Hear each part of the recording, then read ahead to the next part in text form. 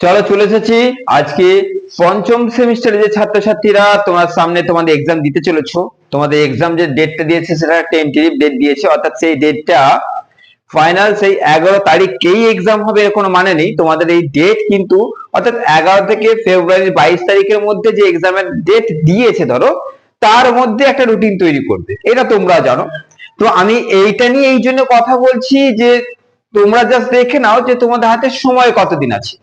আর ছোট গল্পের মাত্র এই কটা প্রশ্ন দিয়েছি, এই কটা প্রশ্ন করলে তোমাদের আর কিছু করতে হবে না, এইসব কথা বলবো না। কারণ আর কিছু করতে হবে না, এইগুলি করলে হবে। এইগুলোর মানে হচ্ছে আমি নিজেকে সেরা প্রমাণ করছি। হ্যাঁ, তো এইগুলো আমার দ্বারা হয় না, আমি সেরাও নই, সোজা কথা।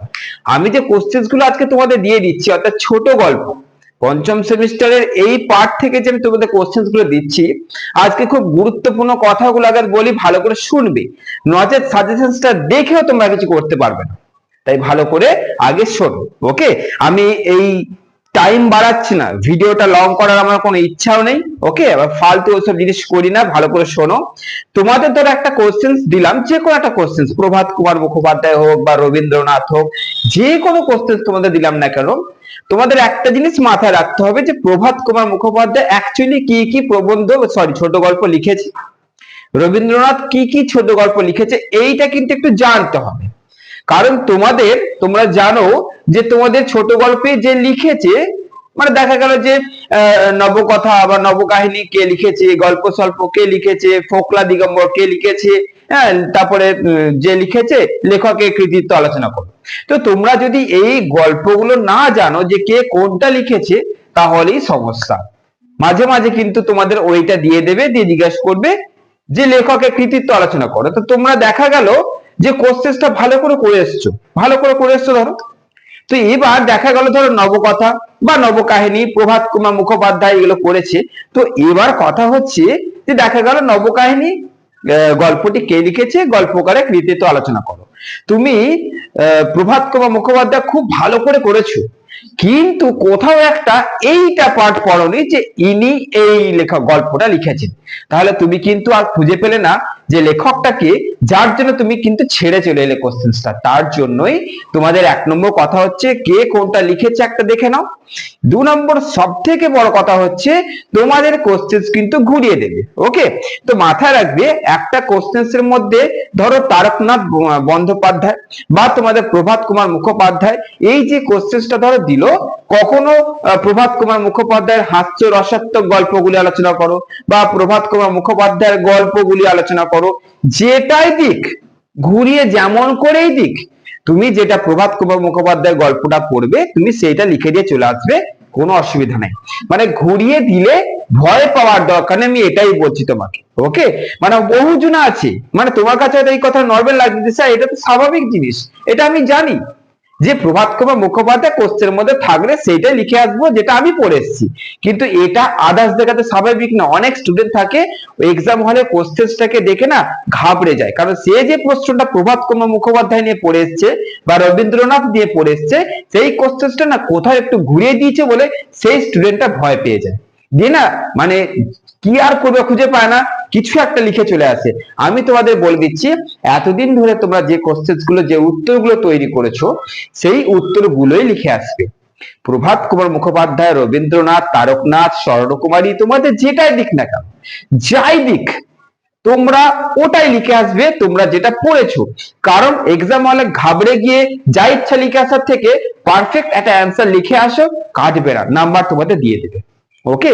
আর একটা কথা, যেখানে যেটা চেয়েছে সেখানে সেটা দেবে, যেটা চেয়েছে সেটা উল্টে দিয়ে এইটা কিন্তু করো না, এইটুকু তো তোমাদের জ্ঞান আছে। তো চলো শুরু করি ছোট গল্পে। অনেকক্ষণ বকবক করলাম, কিন্তু ইম্পর্টেন্ট একটা তথ্য তোমাদের দিয়ে দিলাম। তো চলো ছোট গল্প অর্থাৎ বাংলার ছোট গল্পের মাত্র এই কটা প্রশ্ন, মাত্র, ওকে? আর কোনো কোশ্চেন দিচ্ছি না, কোনো এক্সট্রা অতিরিক্ত প্রশ্ন নেই, এই কটা করলেই যথেষ্ট, ওকে? ভালো থেকো, সুস্থ থেকো। চলো শুরু করি। আর ছোট গল্পের প্রথম প্রশ্ন, গুরুত্বপূর্ণ প্রশ্ন, ওকে?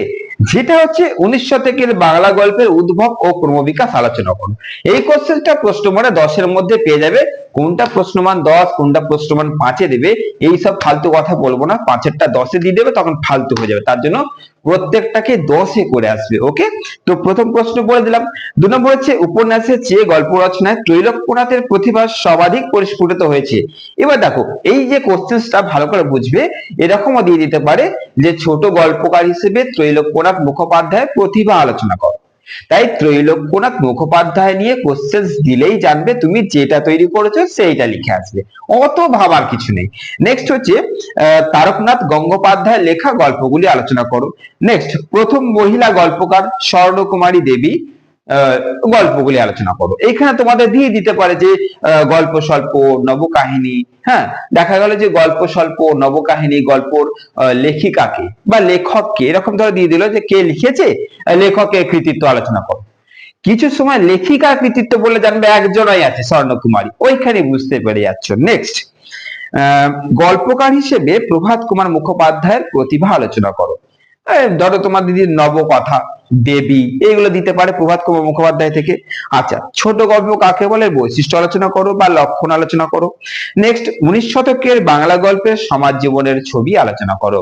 ওকে, আচ্ছা 1891 থেকে 1999 এই কাল পর্বে রচিত রবীন্দ্র ছোট গল্পের বৈশিষ্ট্য আলোচনা করো। বা এই কোশ্চেনটা এইভাবে তোমাদের দিলে একই উত্তর করবে, যে যদি শুধু দেয় যে ছোট গল্পের বৈশিষ্ট্য আলোচনা করো, একই করতে পারো, কোনো অসুবিধা নেই। আচ্ছা, নেক্সট হচ্ছে তোমাদের এখানে প্রভাত কুমার মুখোপাধ্যায় অর্থাৎ প্রভাত কুমারের গল্পে হাস্যরস কিন্তু অফুরন্ত, অর্থাৎ প্রচুর হাস্যরস আলোচনা করো। তার মানে কমেডি টাইপের যে গল্প লিখেছে সেইগুলো একটু তোমাদের তুলে ধরতে হবে। নেক্সট হচ্ছে হিতবাদীতে প্রকাশিত রবীন্দ্রনাথের ছোট গল্পে গ্রামীণ জনজীবনের যে ছবি তুলে ধরা হয়েছে, যে ধারণা বা সেখান থেকে যে অভিজ্ঞতা তিনি পেয়েছেন, সেইগুলো আলোচনা করো। তো এই কটা কোশ্চেন করতে হবে, মাত্র এই কটা প্রশ্ন যদি করে নিতে পারছো, ছোট গল্পে কোনো অতিরিক্ত প্রশ্ন নেই, এই কটা করলেই এনাফ, এই কটা করলেই যথেষ্ট। আমি আবার বলে দিচ্ছি, তোমাদের যাই দিক না কেন, তোমাদের রবীন্দ্রনাথ, স্বর্ণকুমারী দেবী, প্রভাত কুমার মুখোপাধ্যায়, রবীন্দ্র মানে ত্রৈলোক্যনাথ, তারকনাথ, তোমাদের যেটাই দিক না কেন, বেশি ঘাবড়ানোর কিছু নেই কো, ঘুরিয়ে দিলেও তুমি জানবে। দেখো তারকনাথ নিয়ে একটা না খুব সুন্দর কি বলবো কোডেড লাইন দিয়ে দিল, দেখা গেল একটা বেশ কবিতার মতন লাইন দিয়ে দিল, দিয়ে বললো আলোচনা করো, যে লেখা আছে তারকনাথ, তুমি তারকনাথ নিয়ে যেটা পড়েছো সেটা লিখে আসবে, কোশ্চেন দেখে ঘাবড়ানোর কিছুই নাই। ও তারকনাথ লেখা আছে কোশ্চেনটার মধ্যে, চলো যেটা লিখেছি লিখে দিচ্ছি, যেটা পড়েছি লিখে দিচ্ছি, এইটা করবে, কিছু না এর থেকে অনেক নাম্বার পেয়ে যাচ্ছ।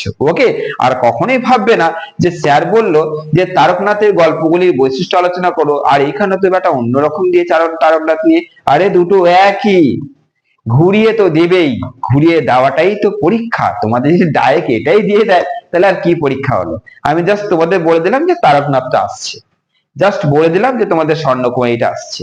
এবার এদের ছোট ছোট গল্পগুলো একটু করে পড়ে নিতে হবে, যে দেবী, নবকাহিনী, নবকথা, গল্প স্বল্প, এগুলো কার লেখা, কে লিখেছে, জাস্ট এইগুলো একটু পড়ে নাও, কাজ হয়ে যাচ্ছে। চলো ভালো থেকো, সুস্থ থেকো, পরবর্তী ভিডিও খুব তাড়াতাড়ি আসছে।